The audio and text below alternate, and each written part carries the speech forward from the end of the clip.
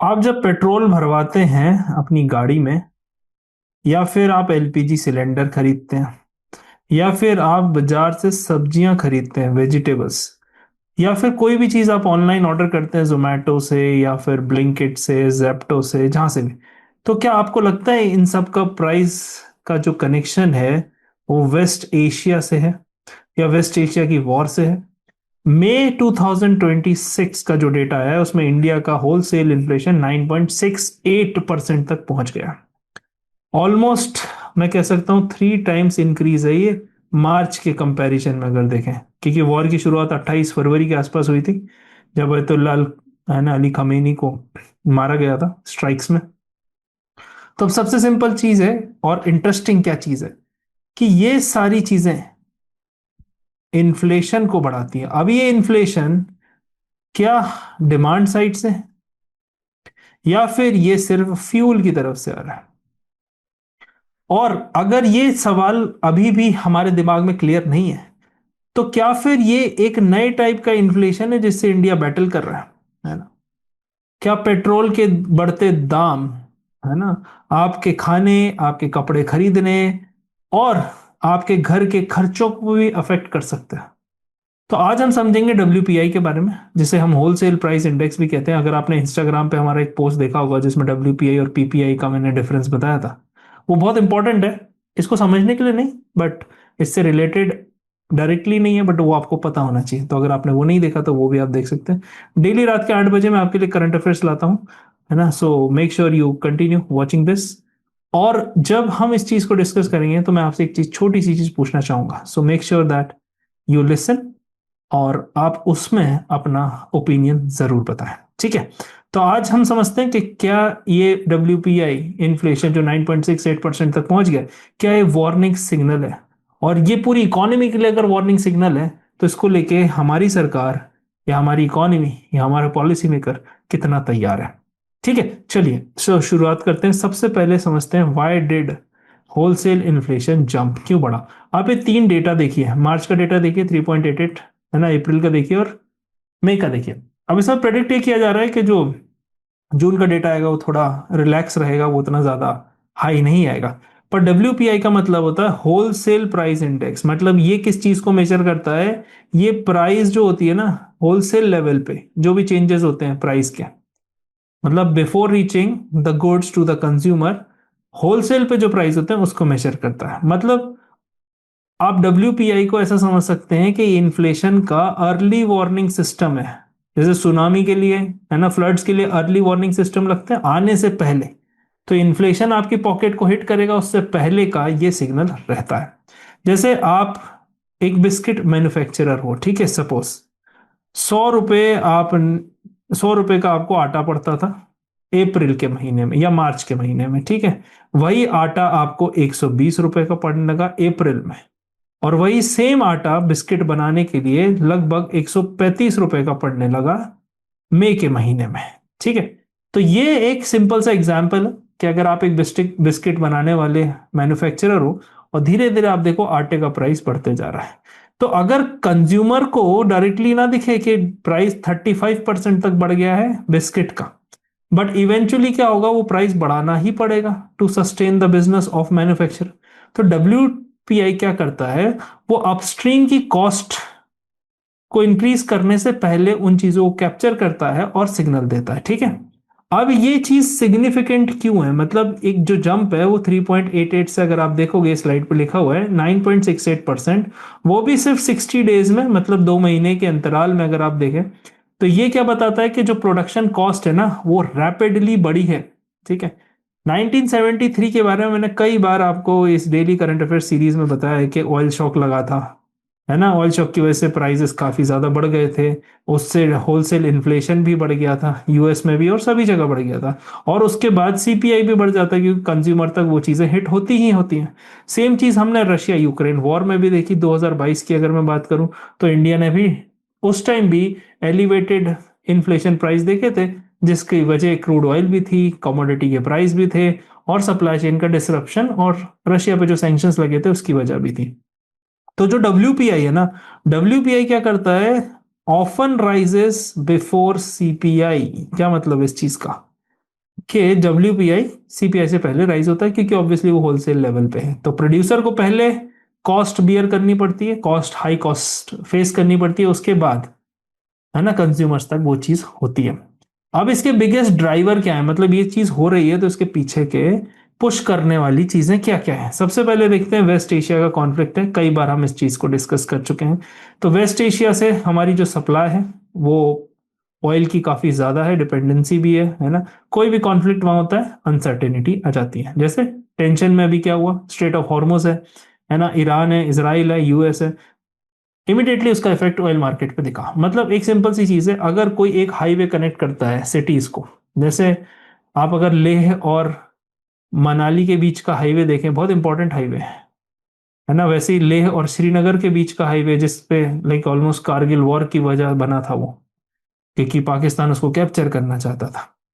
तो ये सारी चीजें बहुत इंपॉर्टेंट है, अगर ये ब्लॉकेट लग जाए तो आप सोचो कनेक्टिविटी टूट जाए। या फिर सिलीगुड़ी कॉरिडोर है हमारा नॉर्थ ईस्ट से, तो ये सारे इंपॉर्टेंट हाईवे अगर ब्लॉक हो जाए तो ट्रांसपोर्टेशन कॉस्ट बढ़ जाएगी, है ना, डिसरप्शन हो जाएगा सप्लाई में।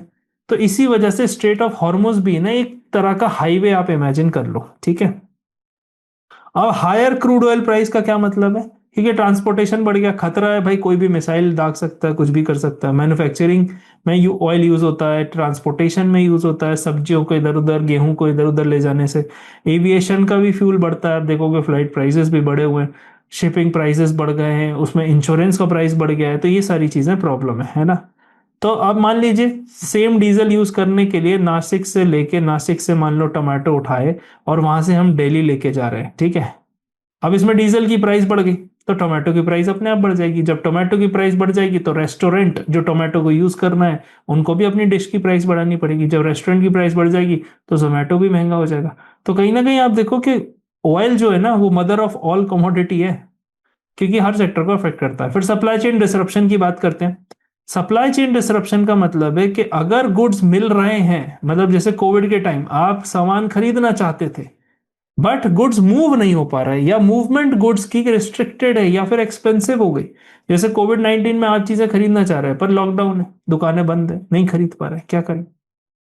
तो even when goods are available but moving them, providing them, supplying them becomes expensive is called supply chain disruption. Then we have rising transportation cost, है ना, राइजिंग ट्रांसपोर्टेशन कॉस्ट। इसमें क्या होता है ना, अब ट्रांसपोर्टेशन कॉस्ट बढ़ गई, मान लीजिए कैब के प्राइस बढ़ गए, है ना, लोडिंग रिक्शा के प्राइस बढ़ गए, सारी चीजों के प्राइस बढ़ गए। फिर शिपिंग डिलेज होने लग गए, फ्रेट कॉस्ट बढ़ गए, इंश्योरेंस की कॉस्ट बढ़ गई। जब खतरा ज्यादा है, अभी आप देखेंगे तो 3 इंडियन पे अटैक भी हुआ है ना, उसके चक्कर में चीजें काफी डिस्टर्ब भी चल रही हैं, ऑपोजिशन सरकार से सवाल मांग रही है ना, US भी उसमें इन्वॉल्व है, सारी चीजें। तो ये खतरा बना हुआ है, इंश्योरेंस कंपनी भी देख रही है कि भाई 10 में से 5 शिप पे अटैक हो सकता है, तो इंश्योरेंस के प्राइस भी बढ़ गए। तो सिंपल सी चीज है, हर चीज महंगी हो जाएगी।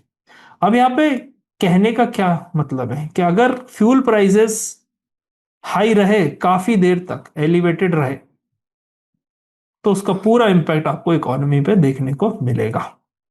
ठीक है, आगे बढ़ते हैं और समझते हैं, क्योंकि जो हर इन्फ्लेशन की स्टोरी है ना वो कहीं ना कहीं से तो शुरू होती है, और वो हमारे यहाँ फ्यूल पंप से शुरू होती है और पेट्रोल पंप से। ठीक है, चलो आगे बढ़ते हैं। Which sector saw the biggest price rise, कौन से सेक्टर ने सबसे ज्यादा प्राइस राइज देखा, हम देखते हैं। फ्यूल और पावर की बात आप देख लो, तो यहाँ पर ये हाईएस्ट इन्फ्लेशन कंट्रीब्यूटर रहे हैं, है ना, WPI को भी लेके, क्योंकि एनर्जी जो है ना वो हर जगह यूज होती है ना। इलेक्ट्रिसिटी है, कैसा है, ब्लड सर्कुलेशन है इकोनॉमी की, जैसे ब्लड सर्कुलेशन हमारी बॉडी में होता है वैसे एनर्जी का भी सर्कुलेशन पूरी इकोनॉमी में होता है। फैक्ट्री में, ऑफिस में, घर में, सब कुछ इलेक्ट्रिसिटी पे डिपेंड करता है ना। फिर बात कर लेते हैं कि कहाँ कहाँ हुआ है इम्पैक्ट, कौन सी इंडस्ट्री पे हुआ है, क्योंकि सिंपल सी बात है, फैक्ट्री का कॉस्ट बढ़ गया, ट्रांसपोर्टेशन का कॉस्ट बढ़ गया, है ना, और डिस्ट्रीब्यूशन का कॉस्ट बढ़ गया। मतलब मान लीजिए एक सीमेंट फैक्ट्री है, उसने का कोल की कॉस्ट बढ़ जाती है, कोयले की कॉस्ट, है ना। ऐसे ही एक टेक्सटाइल मिल है, उसका इलेक्ट्रिसिटी बिल बढ़ जाता है। या फिर एक लॉजिस्टिक कंपनी है जिसका डीजल का प्राइस बढ़ जाता है, तो कहीं ना कहीं ये सब आगे भी प्राइस बढ़ा देंगे, है ना। तो एनर्जी का जो इन्फ्लेशन है ना वो एक सेक्टर तक नहीं रहता कि एनर्जी का इन्फ्लेशन एनर्जी सेक्टर तक ही है, नहीं, सब जगह हो जाता है। फिर फूड इन्फ्लेशन की बात करते हैं तो अप्रैल 3.11 और मई में आप देखोगे तो 4.49। अगेन मैन्युफैक्चर्ड प्रोडक्ट्स में भी आप देखोगे तो है ना, अप्रैल में 6.68 और मई में 7.48 रहा है। तो ये सारी चीजें काफी ज्यादा ध्यान देने वाली है। अब ये सब क्यों बढ़ रहा है ना, फूड के प्राइस क्यों बढ़े, क्योंकि ट्रांसपोर्टेशन कॉस्ट बढ़ गया, स्टोरेज कॉस्ट बढ़ गया, डिस्ट्रीब्यूशन की कॉस्ट बढ़ गई। मतलब जो टोमेटो कर्नाटका में ग्रो करते थे वो हंड्रेड्स ऑफ किलोमीटर्स ट्रैवल करते हैं, है ना, कंज्यूमर तक पहुंचने के लिए। अब फ्यूल उसको भी अफेक्ट करता है, कोल्ड स्टोरेज फैसिलिटी इलेक्ट्रिसिटी को यूज करता है, जब एनर्जी महंगी हुई तो इलेक्ट्रिसिटी भी कहीं ना कहीं महंगी हुई, तो पावर का कॉस्ट बढ़ेगा तो फूड का कॉस्ट भी बढ़ेगा, है ना। फूड इन्फ्लेशन आपने देखा, रशिया यूक्रेन 2022 की वॉर के बाद वीट के प्राइसेस भी बढ़े थे, क्योंकि एनर्जी प्राइस बढ़े थे तो सारी चीज कहीं ना कहीं बढ़ी थी। मैन्युफैक्चर्ड प्रोडक्ट्स में आप देखिए क्यों इंपॉर्टेंट है, क्योंकि मैन्युफैक्चर्ड प्रोडक्ट हमारी इंडस्ट्री, इंडस्ट्रियल ग्रोथ के लिए और इंडस्ट्रीज के लिए बैकबोन है। जैसे मैं बात करूं तो केमिकल इंडस्ट्री की, है ना, टेक्सटाइल इंडस्ट्री की, मशीनरी की, और बाकी कंज्यूमर गुड्स की। मतलब अगर स्टील महंगी हो गई, है ना, तो कार भी महंगी हो जाएगी, है ना, ये सारी चीजें, है ना। अगर प्लास्टिक महंगा हो गया तो पैकेजिंग भी महंगी हो जाएगी। तो ये चीजें इंटरकनेक्टेड है। मतलब मैन्युफैक्चरिंग का जो इन्फ्लेशन है ना, वो कंज्यूमर तक पहुंचने में भले ही थोड़ा टाइम लेता है, बट वो इफेक्ट होता ही होता है इकोनॉमी पे, है ना। अब इसका क्या मतलब है, हायर कॉस्ट फॉर इंडस्ट्रीज, है ना, तो इंडस्ट्री को ज्यादा पे करना पड़ रहा है, फ्यूल, इलेक्ट्रिसिटी, इनपुट्स। इम्पैक्ट क्या आएगा, उनकी प्रॉफिटेबिलिटी कम हो जाएगी। तो प्रॉफिटेबिलिटी कम हो जाएगी, इसका मतलब क्या होगा कि प्रॉफिटेबिलिटी बढ़ाने के लिए या सेम मेंटेन करने के लिए कंज्यूमर तक वो कॉस्ट हमको पास ऑन करनी पड़ेगी। फिर ट्रांसपोर्ट की बात करते हैं, डीजल प्राइस बढ़ गए तो फ्रेट के चार्जेस बढ़ गए, है ना। तो हर ट्रांसपोर्ट यहाँ से कॉस्टलियर हो गया। फिर एग्रीकल्चर की बात कर ले तो फार्मर का, जैसे डीजल पंप चलाते हैं, है ना, फर्टिलाइजर यूज करते हैं जिसमें एलएनजी लगता है, ट्रांसपोर्टेशन है, तो ये सारी चीजें महंगी होती जा रही हैं। अल्टीमेटली कंज्यूमर को भी यहाँ पर, है ना, वो सारी चीजें बियर करनी पड़ेंगी। अगला सवाल है, why this matters for Indian economy. Indian economy के लिए क्यों मैटर करता है, कि कॉस्ट पुश इन्फ्लेशन एमर्ज हुआ है ना।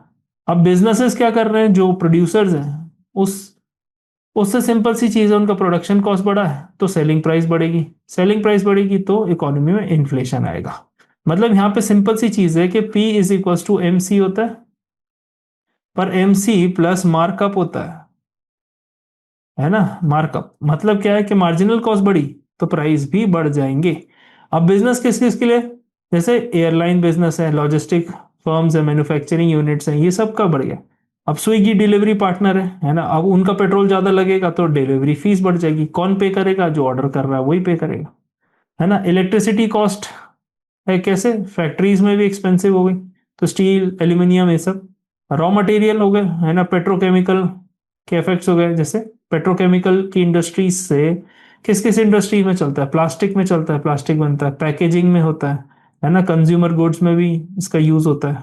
जैसे आपने फोम देखोगे ना, फोम, जो सॉफ्ट फोम आते हैं, जो गद्दे भी बनते हैं जिससे, वो सब भी में भी पेट्रोल यूज होता है। फिर लॉजिस्टिक्स की बात कर ले, है ना, तो शिपिंग कॉस्ट भी इन्फ्लुएंस करती है एक्सपोर्ट इंपोर्ट को। ग्लोबल शिपिंग कॉस्ट कोविड के टाइम पे बढ़ी थी, तो आपने देखा था कोविड जैसे ही अनलॉक हुआ था सारी चीजें महंगी हो गई। अब पॉसिबल इम्पैक्ट सिंपल है कि डब्ल्यूपीआई फीड करता है सीपीआई के इन्फ्लेशन को, सिंपल है। तो हायर रिटेल इन्फ्लेशन हमको देखने को मिलेगा, मतलब प्रोड्यूसर जो है इवेंचुअली कॉस्ट को पास ऑन करेंगे। फिर कंजम्पशन पे प्रेशर आएगा, मतलब एक फैमिली अगर अपना सर्टेन परसेंटेज फूड और फ्यूल पे खर्च करती थी, तो अब वो परसेंटेज बढ़ जाएगा तो ऐसा तो नहीं खाएगा नहीं इंसान, है ना, फ्यूल भी डलवाएगा, ऑफिस जाना है, स्कूल जाना है, सब जगह जाना है। तो कहाँ से कटौती होगी, कटौती होगी शॉपिंग से, कटौती होगी एंटरटेनमेंट से, ऐसी नॉन एसेंशियल चीजों से कटौती होगी। जब वो कटौती होगी मतलब इकोनॉमी में डिमांड कम हो जाएगी, तो ये प्रेशर ऑन कंजम्पशन है। तो आपको वो चीजें भी देखने को मिलेगी कि अब लोग कपड़े कम खरीदेंगे, मूवीज कम जाएंगे, है ना, इस तरह से। फिर लोअर प्रॉफिट मार्जिन, है ना, तो डिमांड स्लो हो जाएगी तो प्रॉफिट मार्जिन कम हो जाएंगे, क्योंकि वो प्राइस एकदम से नहीं बढ़ा पाएंगे, पहले उनके प्रॉफिट फॉल होंगे। जब प्रॉफिट फॉल होगा तो नए इन्वेस्टर उसमें नहीं घुसेंगे, तो इन्वेस्टर भी, इन्वेस्टमेंट स्लो डाउन हो जाएगा, और इस सब के मिलते इकोनॉमिक ग्रोथ स्लो हो जाएगी, क्योंकि इन्फ्लेशन जब बढ़ा तो कंजम्पशन कम हो गया, कंजम्पशन कम होने से फैक्ट्रीज का इन्वेस्टमेंट कम हो गया, और इन्वेस्टमेंट कम होने से इन्वेस्टरों का कॉन्फिडेंस कम हो गया, है ना। तो ये चीजें, अब पॉजिटिव क्वेश्चन क्या है, अभी हमारी जो डिमांड है, डोमेस्टिक डिमांड, वो काफी ज्यादा स्ट्रांग है स्टिल। मतलब ये सब होने के बाद भी कंजम्पशन कम नहीं हो रहा है, क्योंकि इंडिया एक बहुत बड़ा मार्केट है, सब स्ट्रगल नहीं कर रहे इस चीज से, तो कंजम्पशन इंडिया का अभी भी सबसे बड़ी स्ट्रेंथ है। मैंने एक वीडियो में कवर भी किया था कि हम एक डेवलप्ड कंट्री सिर्फ कंजम्पशन से नहीं बनेंगे। आपने वो वीडियो नहीं देखा हो तो जाके उसको देख लेना। काफी अच्छी इंसाइट्स थी उसमें, आपको क्लैरिटी समझ आएगी कि कोई भी एक इकोनॉमी, डेवलप्ड इकोनॉमी या बड़ी इकोनॉमी बनती है तो वो सिर्फ कंजम्पशन के बेस पे नहीं बनती, इन्वेस्टमेंट भी करना होता है। पर इंडिया का ये कहीं ना कहीं एडवांटेज इस बारे में देखने को मिलेगा। बेटर फूड सप्लाई की सिचुएशन है। अब एग्रीकल्चर की प्रोडक्शन, है ना, अच्छा अगर हो जाए इस साल, है ना, और पिछला हुआ भी है अगर आप रबी का देखोगे। और स्टेबल सर्विस सेक्टर पे उतना इफेक्ट नहीं आया, आईटी, फाइनेंस, टेलीकॉम, है ना। तो क्योंकि ये एनर्जी यूज नहीं करते, एनर्जी इंटेंसिव मैन्युफैक्चरिंग नहीं है। तो कहीं ना कहीं ये तीन एरियाज हैं जो रेजिलियंस प्रोवाइड कर सकते हैं। मतलब आंधी तूफान आएगा तो ये डट के खड़े रहेंगे, सिंपल सी चीज है, ठीक है। आगे बढ़ते हैं। Major changes in WPI calculation, ये बहुत इंपॉर्टेंट है ना। आप किसी कॉम्पिटेटिव एग्जाम की तैयारी भी कर रहे हो तो आपको ये काम आएगा। सबसे बड़ी चीज है अपडेटेड डब्ल्यूपीआई बास्केट। मतलब इसमें आइटम बढ़ाए दिए गए 697 से 957 तक हो गया। अब ये क्यों है, सब बच्चे भी मुझसे पूछते हैं क्लास में, है ना। Whenever I take economics, like economic service class और ऑप्शनल की क्लास, जो यूपीएससी एग्जाम की तैयारी करते हैं, मुझसे पूछते हैं कि सर ये हम अपडेटेड डब्ल्यूपीआई बास्केट में आइटम्स बढ़ा क्यों रहे हैं। आप इमेजिन करो कि इंडियन इकोनॉमी आज जो है 2026 में, वो 2006 से काफी डिफरेंट है। 20 साल पहले की अगर मैं बात करूं तो पहले डब्ल्यूपीआई बास्केट जो थी ना वो ट्रेडिशनल सेक्टर पे फोकस करती थी, पर इकोनॉमी चेंज हो गई। आज रिन्यूएबल एनर्जी है, आज डिजिटल इंफ्रास्ट्रक्चर है, आज ईवी का इकोसिस्टम है, आज एडवांस मैन्युफैक्चरिंग है ना, मॉडर्न सर्विसेज लिंक्ड इंडस्ट्रीज भी आ गई। तो इन्फ्लेशन की जो बास्केट है ना वो ये चेंजेस दर्शाती है, मतलब वो दिखना चाहिए वो चेंजेस 2026 में 2006 के कंपैरिजन में। इमेजिन करो कि आप अपने एक्सपेंस मेजर कर रहे हो, ठीक है, मॉडर्न इकोनॉमी में, मतलब आज की तारीख में 2026 में, और इमेजिन करो 1995 से कंपेयर कर रहे हैं। चलो ये लगभग 30 साल हो गए। 30 साल में क्या क्या चेंज हुआ। 1995 में कोई इंटरनेट बिल नहीं था, कोई स्मार्टफोन नहीं था, कोई ओटीटी पे सब्सक्रिप्शन नहीं था, कोई डिजिटल पेमेंट्स नहीं होती थी। मतलब आज अगर हम उसी बेस ईयर और उन्हीं आइटम्स को लेंगे तो आज हम अपने इन्फ्लेशन को क्लियरली, एक्यूरेटली नहीं बता पाएंगे। इसीलिए टाइम टू टाइम उसमें आइटम्स का एडिशन और आइटम्स का डिलीशन जरूरी है। तो इन्फ्लेशन बास्केट भी इसी तरह इवॉल्व होती है। मतलब ये जो इंडेक्स है ना, ये तभी अच्छा है जब इसके आइटम्स सही हैं। अगर बास्केट आउटडेटेड है तो पॉलिसी डिसीजन भी मिसलीडिंग हो सकते हैं। क्योंकि अगर बास्केट आउटडेटेड है तो आज जैसे कैलकुलेटर का कोई यूज नहीं है, पर 1995 में कैलकुलेटर भी था, एक इंपॉर्टेंट चीज थी कैलकुलेटर का प्राइस बढ़ना। आज कोई कैलकुलेटर खरीदता ही नहीं है अनलेस अनटिल एग्जाम हो या चीजें हो, है ना। तो सीपीआई बास्केट, डब्ल्यूपीआई बास्केट, ये सबको जीडीपी का बेस ईयर हो गया, ये सब चीजें चेंज करते रहनी पड़ती हैं क्योंकि इकोनॉमिक रियलिटीज, है ना, चेंज होती है। फिर न्यू एडिशन जैसे सोलर एनर्जी है, रैपिडली ग्रोइंग रिन्यूएबल एनर्जी है इंडिया में, तो इसका भी ऐड होना जरूरी है। मतलब इंडिया के पास दुनिया के लार्जेस्ट सोलर पार्क्स में से है ना। राजस्थान में देख लो, है ना, और कर्नाटका में भी काफी बड़ा सोलर प्लांट है। विंड एनर्जी की बात कर लें, है ना, विंड एनर्जी भी एक बहुत बड़ा इंपॉर्टेंट सोर्स है तमिलनाडु में, गुजरात में, कर्नाटका में, है ना। इंडस्ट्रियल पावर इससे बनती है ना। इलेक्ट्रिसिटी जनरेशन का भी मिक्स, एनर्जी सिक्योरिटी और विंड पावर जैसे जैसे सस्ती होती जा रही है ओवरऑल एनर्जी प्राइस को भी रिफ्लेक्ट करिए। न्यूक्लियर की इलेक्ट्रिसिटी है, लॉन्ग टर्म स्ट्रेटेजी है ना। तो nuclear power corporation of India limited भी काफी तेजी से न्यूक्लियर जनरेशन, एनर्जी जनरेशन की बात कर रहे हैं। तो इससे क्या होगा, स्टेबल पावर मिलेगी। जैसे सोलर एनर्जी दिन में तो नहीं ठीक ठाक मिलती है, पर रात का क्या, हमें तो स्टोर करना पड़ता है, बैटरी लगानी पड़ती है, बहुत सारी चीजें। विंड एनर्जी भी विंड पे डिपेंड करती है, पर न्यूक्लियर एनर्जी ना स्टेबल पावर दे सकती है आपको, कार्बन एमिशन भी कम होगा और एनर्जी का डाइवर्सिफिकेशन भी हो जाएगा। तो ये जो एनर्जी मिक्स है वो हमारे एडिशन है। स्ट्रक्चरल चेंज की बात कर लें तो क्रूड ऑयल और नेचुरल गैस देखें, क्यों इंपॉर्टेंट है, क्योंकि प्रीवियसली अगर आप देखो तो, है ना, ये एनर्जी शॉक्स का पार्ट रहते हैं।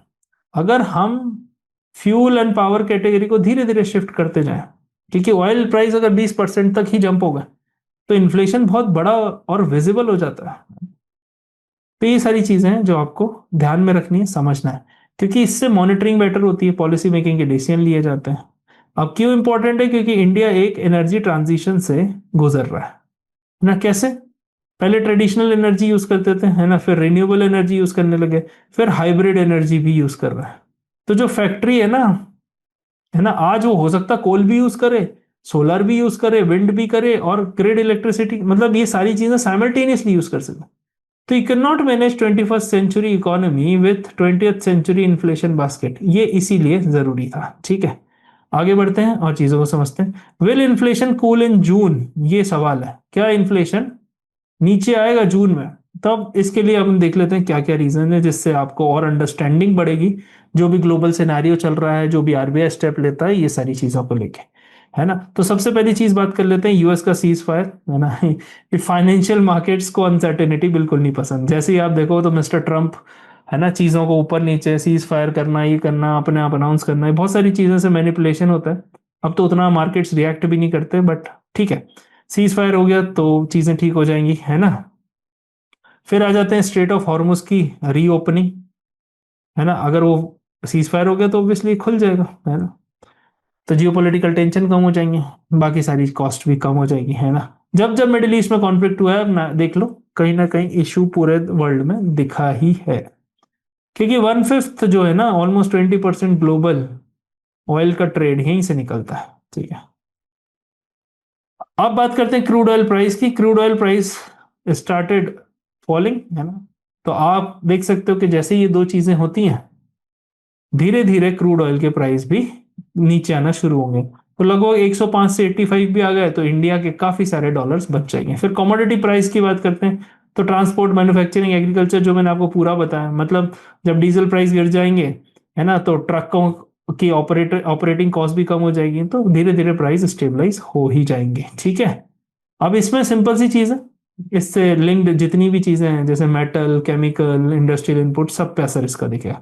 अब इकोनॉमिक्स क्या एक्सपेक्ट कर रहे हैं कि जो डब्ल्यूपीआई इन्फ्लेशन है जून में वो कम रहेगा, क्योंकि बेस ड्राइवर फ्यूल इन्फ्लेशन ही है, और वो धीरे धीरे वीक हो रहा है, मतलब ऑयल के प्राइस कहीं ना कहीं स्टेबल हो रहे हैं, ट्रांसपोर्टेशन कॉस्ट कम होगी, प्रोडक्शन कॉस्ट कम होगी, तो डब्ल्यूपीआई भी कम होगा।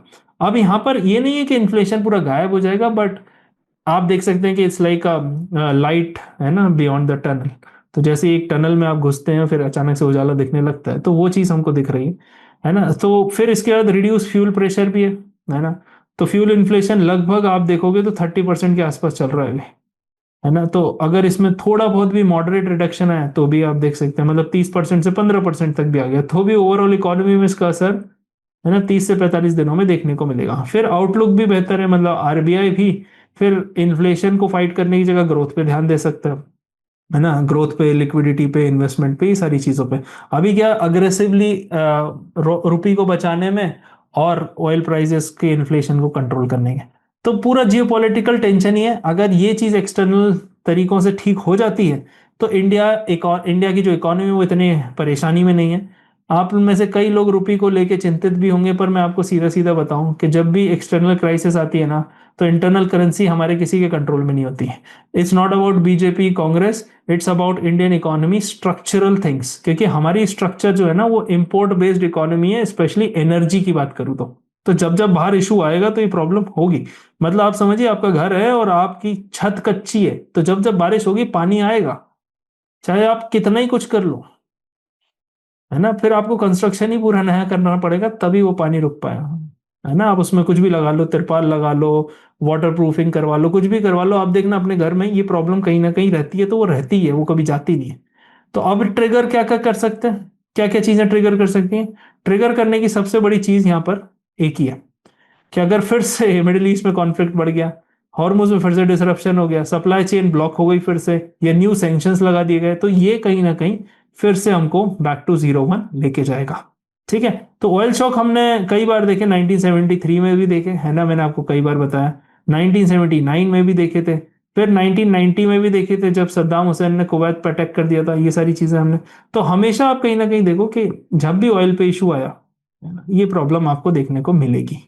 तो यहां पर इंडियन इकोनॉमी के लिए लेसन क्लियर है, अगर विकसित भारत हमें बनना है, बनाना है, डेवलप कंट्री है, तो हम सिर्फ इन्फ्लेशन को मैनेज करके नहीं हो पाएंगे, हमको डिपेंडेंसी रिड्यूस करनी पड़ेगी चीजों पे, तभी हम रेजिलियंस, स्ट्रेंथ, ये सब डेवलप कर पाएंगे। मतलब जैसे ही ग्लोबल डिसरप्शन आता है हमारी इकोनॉमी ना पटरी से उतर जाती है। इस चीज को ठीक करने के लिए सरकार को काम करनी चाहिए, और सरकार इस बारे में काम कर भी रही है। मैंने जो कल का वीडियो बनाया था आप उसमें जरूर देखना, मैंने उसमें बताया था ऑल्टरनेटिव फ्यूल्स, और वो फ्रॉम अन्नदाता टू ऊर्जादाता, मतलब जो हमारे लिए अभी अन्न बना रहे हैं किसान, वो ऊर्जा भी बना सकते हैं किस तरह से। काफी इंटरेस्टिंग चीज है, जो सरकार भी उस पर काम कर रही है, तो आप देखिएगा। और उसको लेके आप ये भी देखना कि जिन जिन कंट्री को ऑयल एक्सपोर्ट करके इंडिया को फायदा होता है ना, वो सारी कंट्री इसके खिलाफ रहेगी, क्योंकि इंडिया अगर एनर्जी डाइवर्सिफाई करेगा तो उनकी सेल कट आउट, जब एक्सपोर्ट उनके कट होंगे मतलब उनको पैसे कम होंगे, तो वो इंडिया में ये चीजें फ्यूल करने की कोशिश करेंगे। ठीक है, तो आप एक समझदार सिटीजन की तरह सारी चीजों को देखते हुए एनालाइज करें। मेरा यही पर्पज है इस सीरीज का, डेली 8 बजे। अब मेरा ही कहना है कि आपका क्या कहना है इस वॉर को लेके, कमेंट सेक्शन में जरूर बताना, क्योंकि ट्रम्प का बयान तो कभी इधर कभी उधर। अभी सीज फायर अनाउंस किया, पर सिर्फ ट्रम्प को ही पता था, अमेरिकन को नहीं पता था, है ना, ईरानियंस को नहीं पता था, इवन इसराइली को तो नहीं पता था। तो ये सारी चीजें आप इसको देख के अपना, आप क्या सोचते हैं, कि आप देश के युवा हैं और आपकी भी सोच मेरे लिए मैटर करती है, तो कमेंट सेक्शन में जरूर बताएं कि आप क्या सोचते हैं, कि क्या वॉर बढ़ेगी आगे, क्या कूल डाउन होगा इन्फ्लेशन, ये सारी चीजें देखते हैं। कल फिर मिलते हैं रात के 8 बजे, है ना। So don't forget to subscribe. Will see you tomorrow. Thank you and जय हिंद।